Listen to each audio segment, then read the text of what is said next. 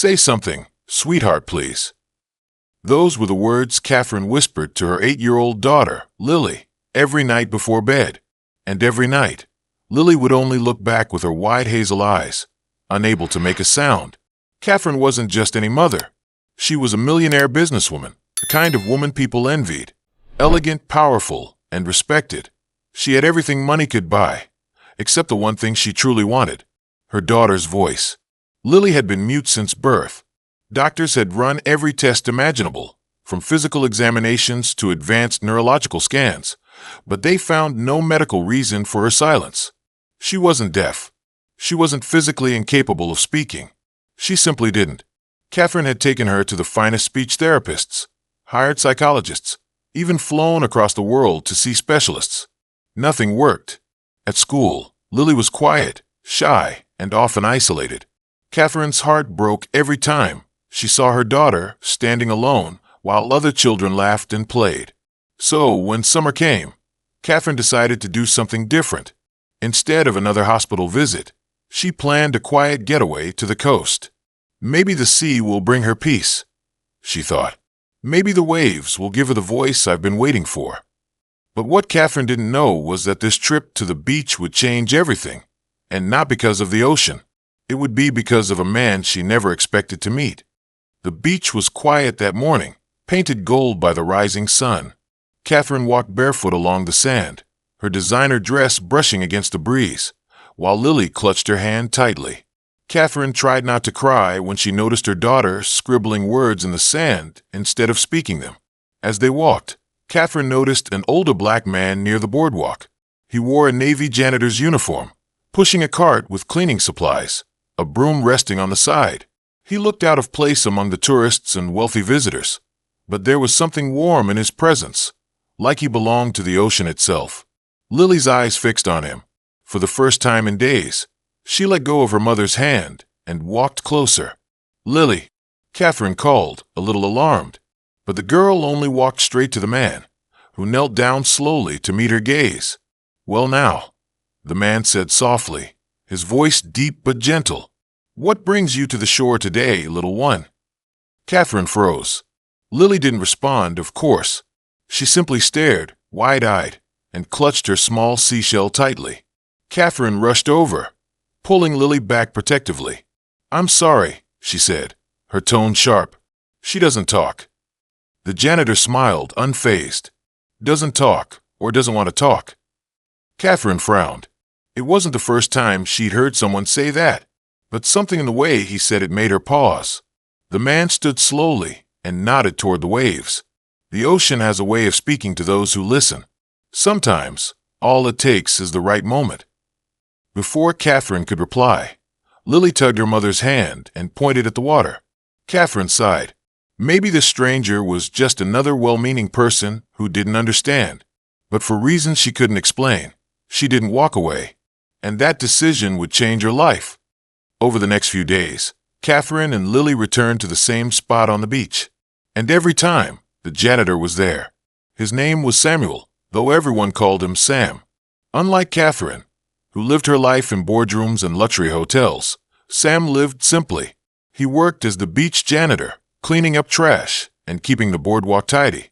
But when he spoke, it was with the wisdom of someone who had lived through storms much greater than the ocean's waves. He never pushed Lily to talk. Instead, he played small games with her. He'd skip shells across the water and let her count the skips. He'd draw pictures in the sand and let her complete them. Sometimes, he just sat quietly beside her, both of them staring at the horizon as if sharing a secret language only they understood.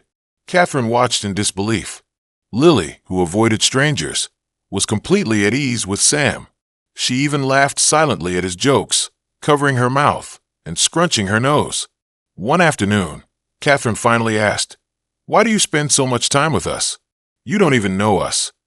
Sam looked at her, his eyes kind but serious. "Because sometimes the people who need you most are strangers. And sometimes silence is just a wall waiting for someone patient enough to break it." Catherine didn't know why, but his words made her chest tighten. She had spent years throwing money at her daughter's silence, trying to buy a solution. But this man, with nothing more than patience and kindness, was reaching her in ways no professional ever had. It happened on the fifth morning. The beach was quiet, the waves rolling in gentle rhythm. Lily was sitting cross-legged in the sand, while Sam drew a picture of a bird flying. "Do you know what this is?" Sam asked her softly. Lily picked up a stick and wrote a single word in the sand, "bird." Sam smiled. "That's right. But sometimes birds don't just fly. They sing." He began to whistle a gentle tune, mimicking birdsong. Lily tilted her head, fascinated. For a long moment, she just watched him. Then, unexpectedly, she turned to her mother, her lips parting. Catherine froze, hardly breathing.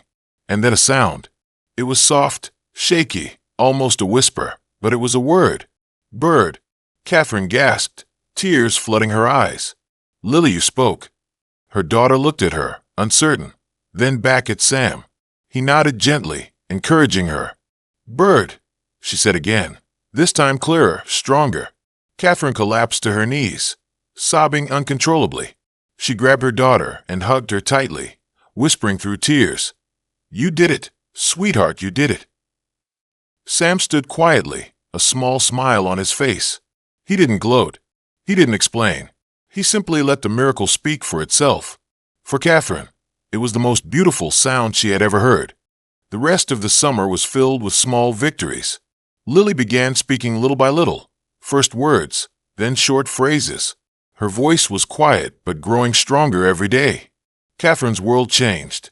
She no longer cared about board meetings, designer dresses, or social circles. All that mattered was hearing her daughter's laughter, her tiny voice calling Mommy. One evening, as the sun dipped low, Catherine found Sam by the boardwalk. She held out an envelope. "Please," she said, her voice breaking. "Take this. It's the least I can do. You've given me back my daughter." Sam shook his head. "I don't want your money. Just promise me one thing. Don't stop listening.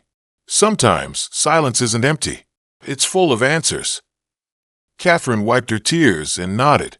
As she walked back to Lily, who was building sandcastles nearby, Catherine realized that she had learned something profound. Miracles don't always come from doctors, or money, or power. Sometimes they come from the unlikeliest people: the janitor sweeping the shore, the stranger who chooses to care, the man who sees not the silence, but the voice waiting to be heard.